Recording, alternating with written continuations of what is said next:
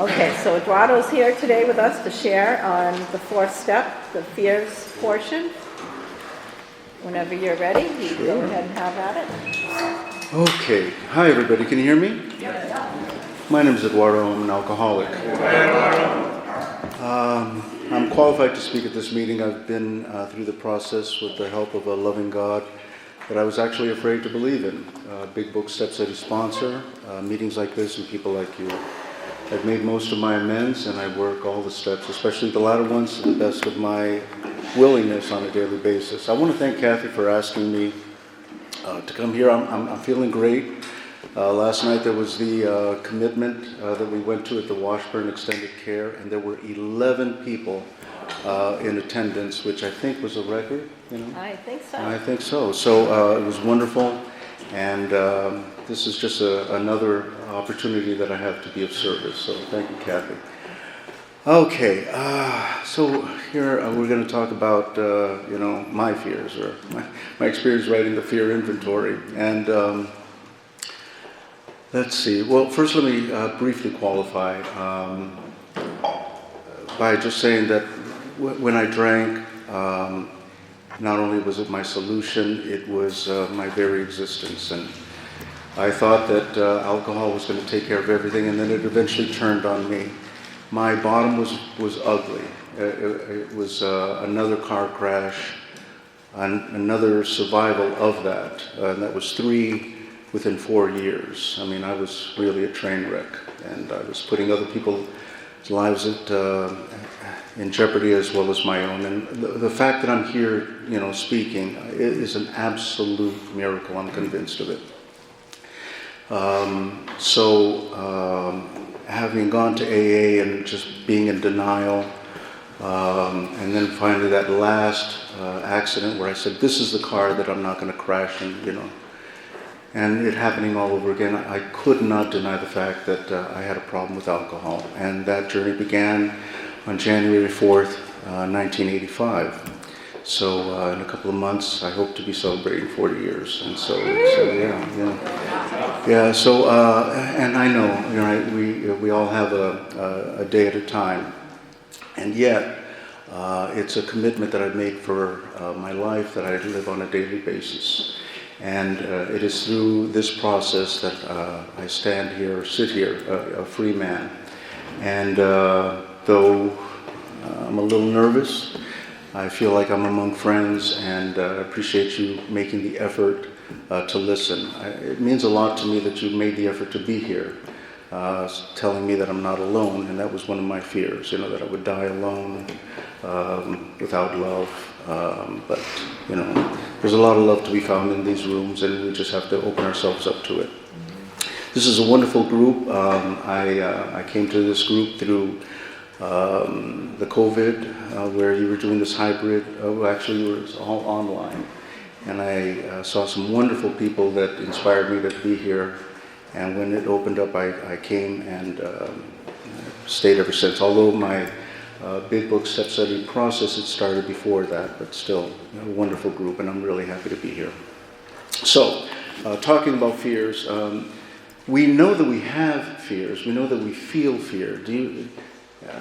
The definition is an unpleasant emotion caused by the belief that something or someone is dangerous, likely to cause pain or a threat. So, with that definition, I understand that it's an emotion, and with most of the conflicts between emotion and intellect, when they're in conflict, emotion always wins. This is why I drank, despite the fact that I had plenty of reasons, despite those strange mental blank spots. I knew that I was an alcoholic, and yet when I had that feeling of restlessness, when I was irritable, when I was discontented, when I was just confused or afraid, I drank. And so if you lapse into fear, understand that it's a reaction. At least that's what I learned. It was a reaction to life. So let me start pretty much where the book starts off at. And it says, this short word somehow touches about every aspect of our lives.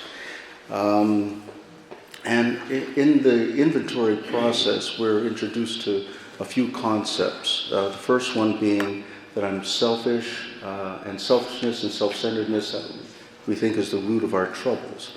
And that was a new concept for me. I mean, I hadn't thought that it was the root of my trouble. I knew that I I was selfish.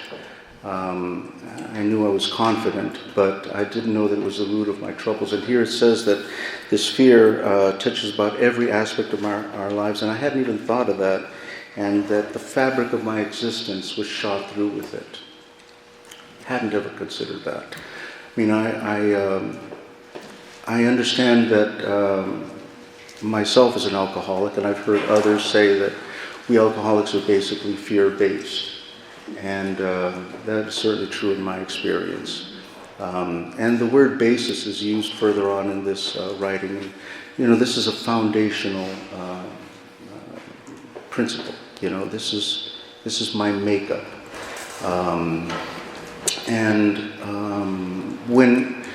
When I live a life of trying to overcompensate for that,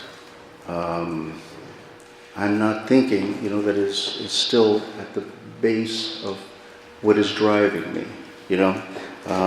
This evil and corroding thread. The evil part for me was when I am reacting in anger, and I'm fighting with you, and sometimes I don't know that it's just because I'm afraid inside, that one of my instincts has been threatened, and I'm trying to fight with you about it and overcompensate for it. But actually what I was doing was I was fighting with myself. And this is where it talks about the corrosiveness of fear. You know, this is where it's eating away at me. It's like fanning the flames of the instincts that are being threatened, and I'm reacting to them, and I'm fighting with myself. So this concept that we are talked about in the book about this pitiful and incomprehensible demoralization, this came about also not just because of my use and abuse of alcohol, but because I could not defeat the fear that was driving me, that was part of my makeup. I just couldn't, no matter what I thought. You know, I just couldn't make up the difference between what was happening and my way of dealing with it. It always won out because I was always afraid. And so this is where I learned through you and through these meetings that I had to turn myself over to a higher consciousness, because I think it was Einstein who said, you know, you can't solve a problem with the same mindset that created it in the first place, right? So I needed to get outside of myself, and everything about these steps, and particularly in the writing of the fear inventory, is pointing out, you know, that I need to turn to a higher consciousness. You know, I need to rely and trust on God. And it says that, you know, notice that the word fear is bracketed alongside, you know, these names and how I reacted to them. And I didn't, it took the resentment process, the writing of my resentments, to understand that behind every anger there was a fear. And I'll give you an example. When I wrote my resentments, I had written that I was angry at I've gotten over it, but it's still, when I talk about it, it still kind of kicks it up. So, second grade, and I've got a girlfriend. And, boy, you know, like, I was so happy going to school. And, you know, playgrounds and things like that, and trying to sit next to her, getting my picture taken next to her when it was a class picture, all kinds of things. Crazy, right? Yeah. So, this will show you how old I am. She had a color TV. You know, the family had gotten a color TV. That was kind of new. So she invited me over. And so we're watching, you know, and I'm having a good time. The next day she comes up to me and she is crying. She's crying. You know, like, what's up, Bam? And she says, well, my father says that we can't be friends anymore. I was living in Texas at the time, maybe it was, just this way of separating the Latinos from, the Caucasians. I don't know. But I was angry, and when I wrote about that, I had to say, well, what was affected? And when I wrote down it was my pride, that was affected, and I was afraid.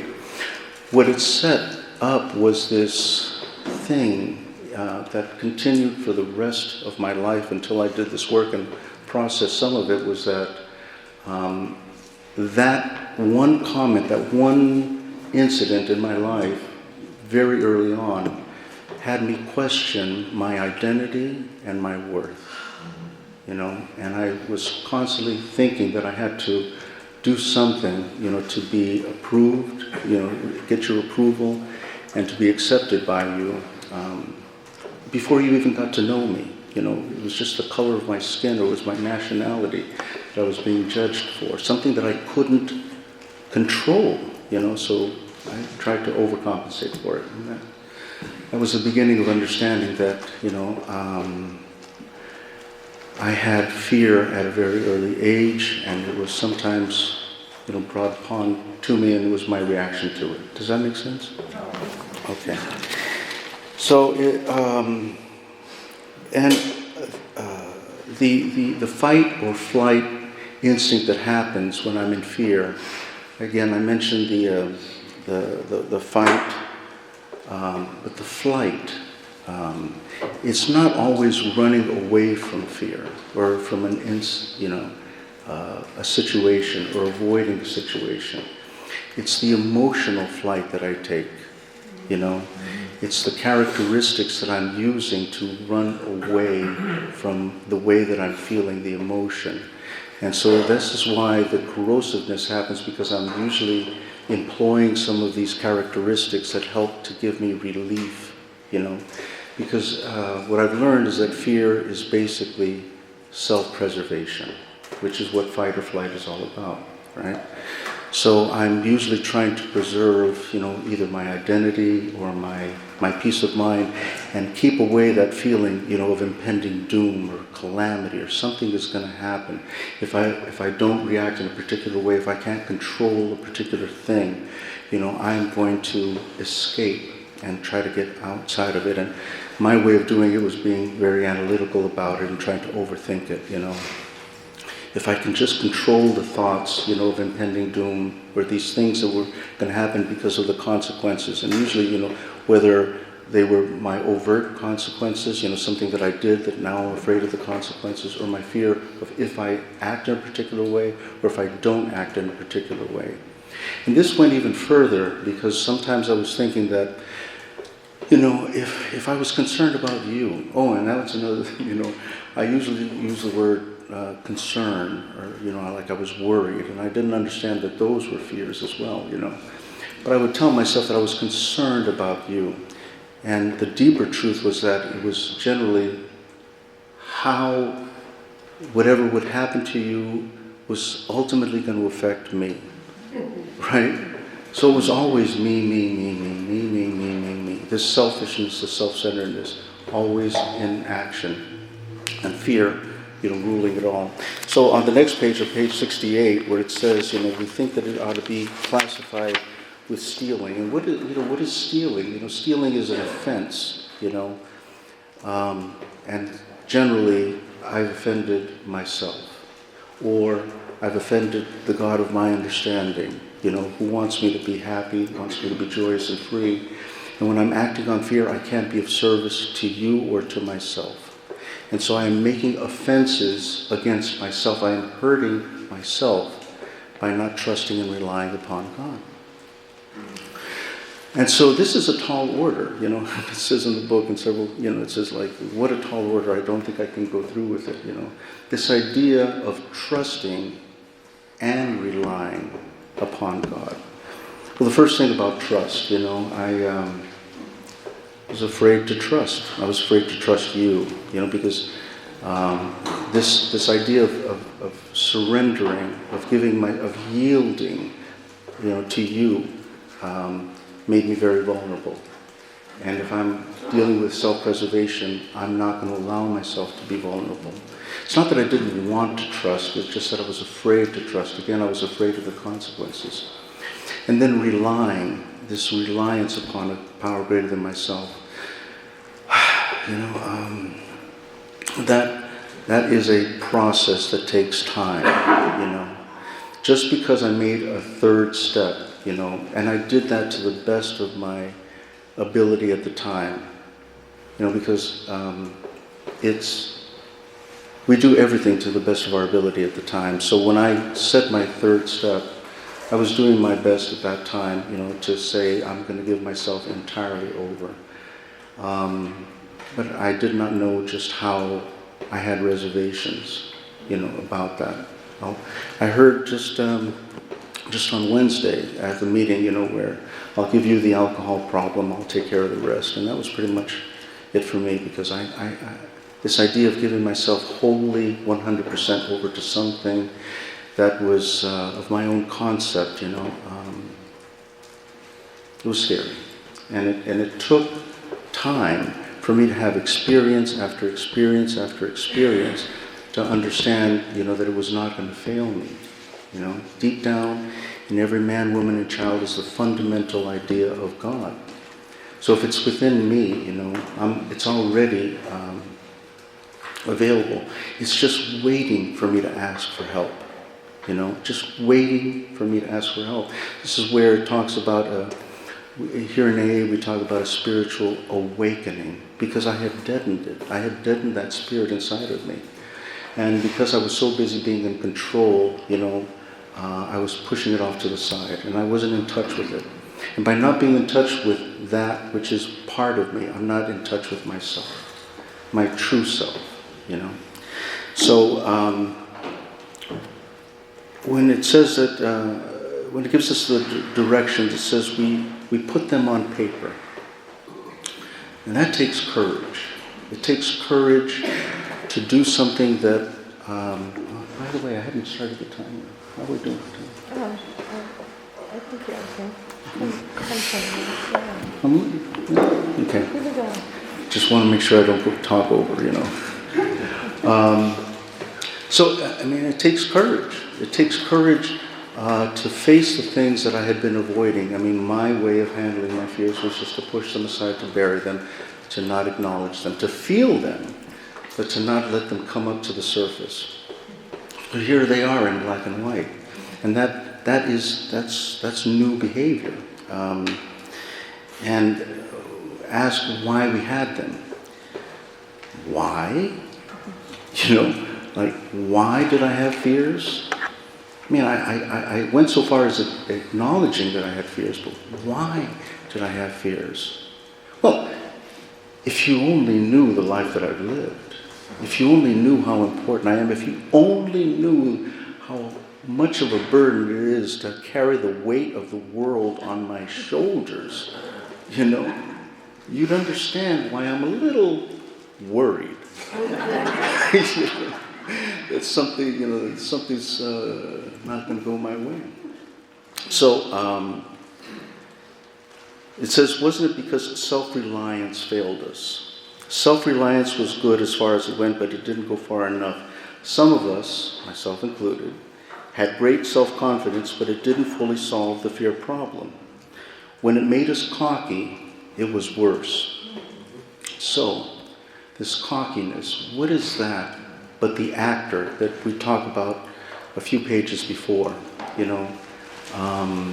This acting as if, that I'm okay, that I'm stronger, that I'm better, and that I can handle this, I can do this.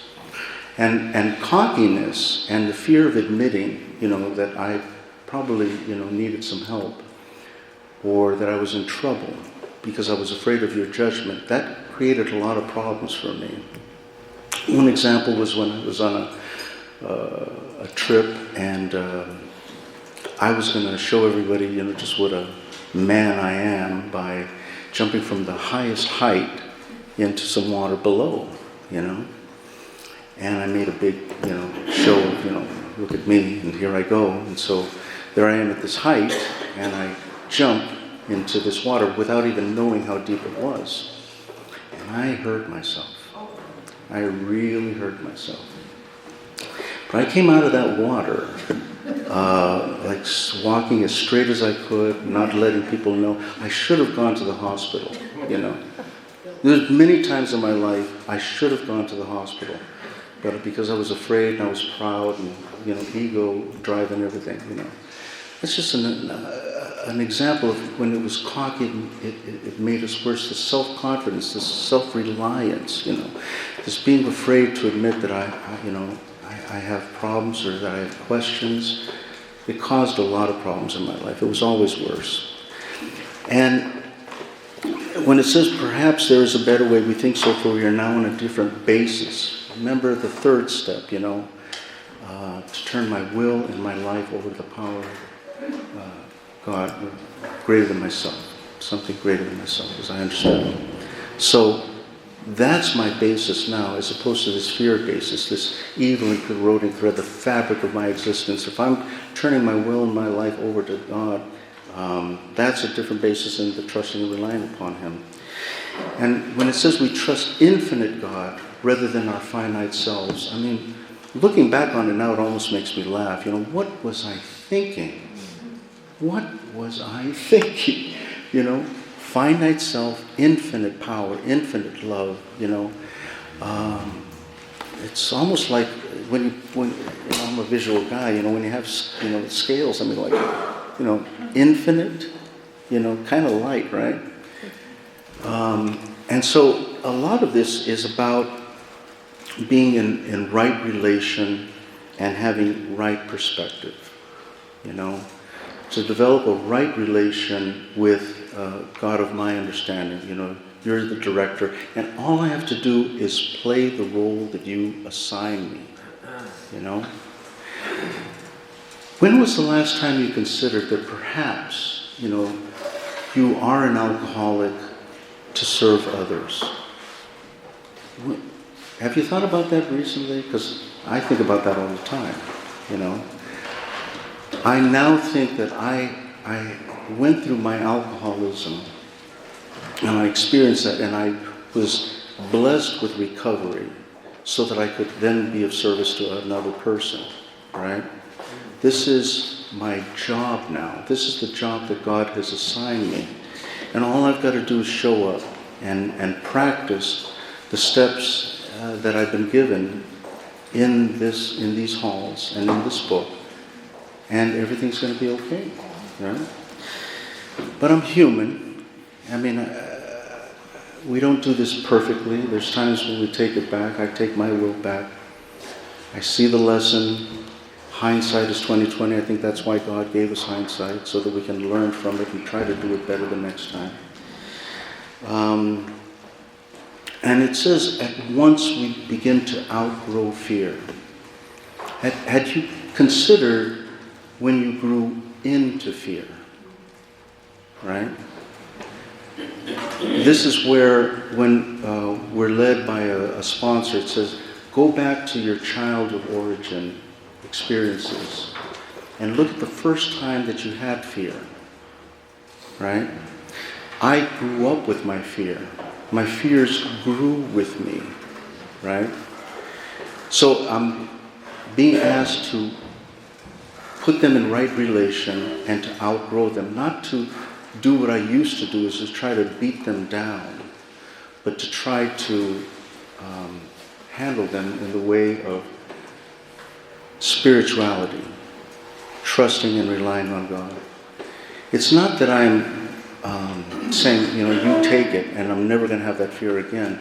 It's saying when this crops up, I am going to be stronger, more powerful, because now I have an ally in a power greater than myself, in a God of my understanding, a God that I feel when I come into these meetings, a God that, you know, sends chills, you know, through me when I hold hands at the end of a meeting when we're saying our prayer, this unity that we share, you know, this united feeling that we have. And if you've been paying attention these last couple of weeks, you know, we need each other now more than ever.